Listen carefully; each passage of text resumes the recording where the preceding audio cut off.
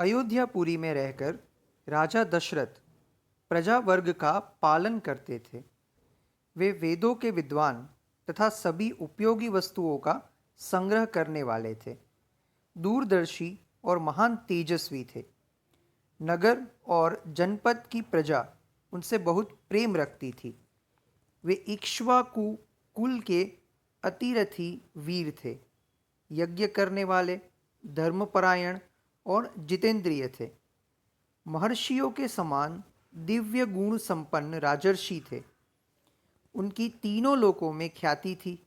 वे बलवान, शत्रुहीन, मित्रों से युक्त एवं इंद्रिय विजयी थे। धन और अन्य वस्तुओं के संचय की दृष्टि से इंद्र और कुबेर के समान जान पड़ते थे। जैसे महातेजस्वी प्रजापति मनु संपूर्ण जगत की रक्षा करते थे, उसी प्रकार महाराज दशरथ भी करते थे। धर्म, अर्थ और काम का संपादन करने वाले, कर्मों का अनुष्ठान करते हुए वे सत्य प्रतिज्ञ नरेश उस श्रेष्ठ अयोध्यापुरी का उसी तरह पालन करते थे जैसे इंद्र अमरावतीपुरी का। उस उत्तम नगर में निवास करने वाले सभी मनुष्य प्रसन्न, धर्मात्मा, बहुश्रुत, निर्लोभ, सत्यवादी तथा अपने अपने धन से संतुष्ट रहने वाले थे। उस श्रेष्ठ पुरी में कोई भी ऐसा कुटुंबी नहीं था जिसके पास उत्कृष्ट वस्तुओं का संग्रह अधिक मात्रा में न हो, जिसके धर्म, अर्थ और काममय पुरुषार्थ सिद्ध न हो गए हो, तथा जिसके पास गाय, बैल, घोड़े, धन धान्य आदि का अभाव हो। अयोध्या में कभी भी कोई कामी, कृपण, क्रूर, मूर्ख और नास्तिक मनुष्य देखने को भी नहीं मिलता था। वहाँ के सभी स्त्री पुरुष धर्मशील, संयमी, सदा प्रसन्न रहने वाले तथा शील और सदाचार की दृष्टि से महर्षियों की भांति निर्मल थे। वहाँ कोई भी कुंडल, मुकुट और पुष्पहार से शून्य नहीं था।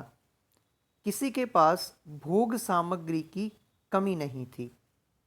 कोई भी ऐसा नहीं था जो नहा धोकर साफ सुथरा न हो, जिसके अंगों में चंदन का लेप न हुआ हो तथा जो सुगंध से विच्छित हो। अपवित्र अन्न भोजन करने वाला, दान न देने वाला तथा मन को काबू में न रखने वाला मनुष्य तो वहाँ कोई दिखाई ही नहीं देता था। कोई भी ऐसा पुरुष देखने में नहीं आता था जो बाजूबंद, निष्क तथा हाथ का आभूषण धारण न किए हो। अयोध्या में कोई भी ऐसा नहीं था जो अग्निहोत्र और यज्ञ न करता हो, जो क्षुद्र, चोर, सदाचार शून्य अथवा वर्णशंकर हो। वहाँ निवास करने वाले ब्राह्मण सदा अपने कर्मों में लगे रहते थे, इंद्रिय को वश में रखते थे, दान और स्वाध्याय करते तथा प्रतिग्रह से बचे रहते थे। वहाँ कहीं एक भी ऐसा द्विज नहीं था जो नास्तिक, असत्यवादी, अनेक शास्त्रों के ज्ञान से रहित, दूसरों के दोष ढूंढने वाला, साधन में असमर्थ और विद्याहीन हो। उस पुरी में वेद के 6 अंगों का न जानने वाला व्रतहीन, सहस्त्रों में कम दान देने वाला, दीन विक्षिप्त चित्त अथवा दुखी भी कोई नहीं था।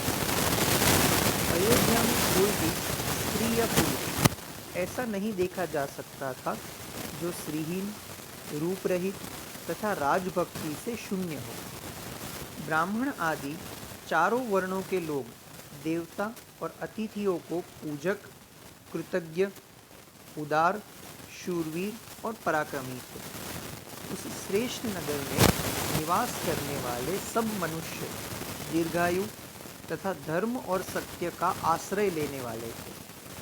वे सदा स्त्री पुरुष और पौत्र आदि परिवार के साथ सुख से रहते थे।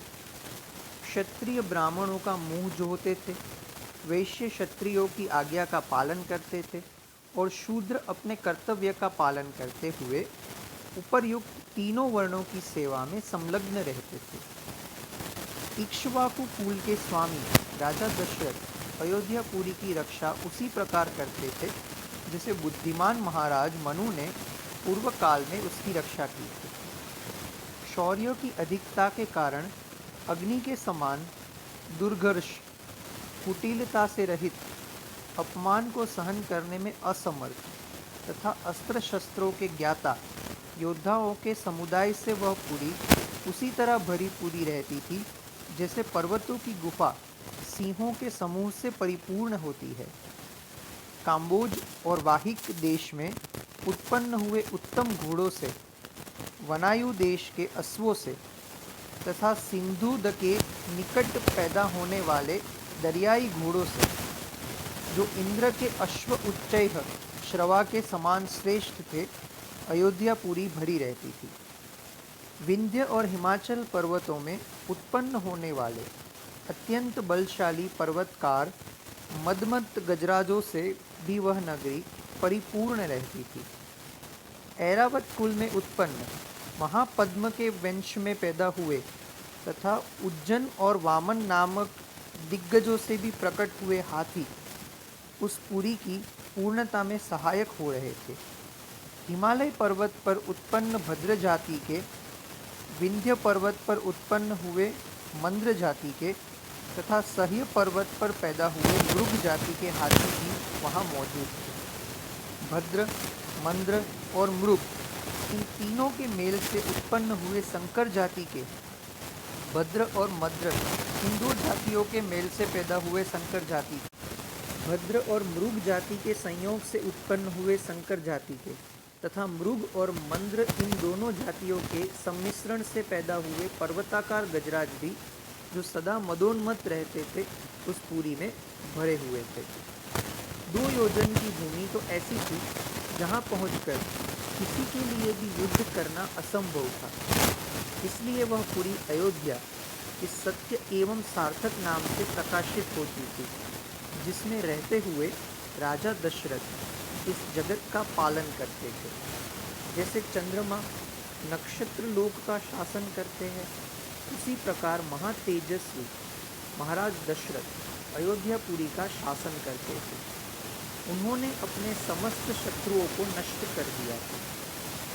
जिसका अयोध्या नाम सत्य एवं सार्थक था, जिसके दरवाजे और अर्गला सुदृढ़ थे, जो विचित्र गृहों से सदा सुशोभित होती थी, सहस्त्र मनुष्यों से भरी हुई इस कल्याणमय पुरी का इंद्रतुल्य तेजस्वी राजा दशरथ न्यायपूर्वक शासन करते थे।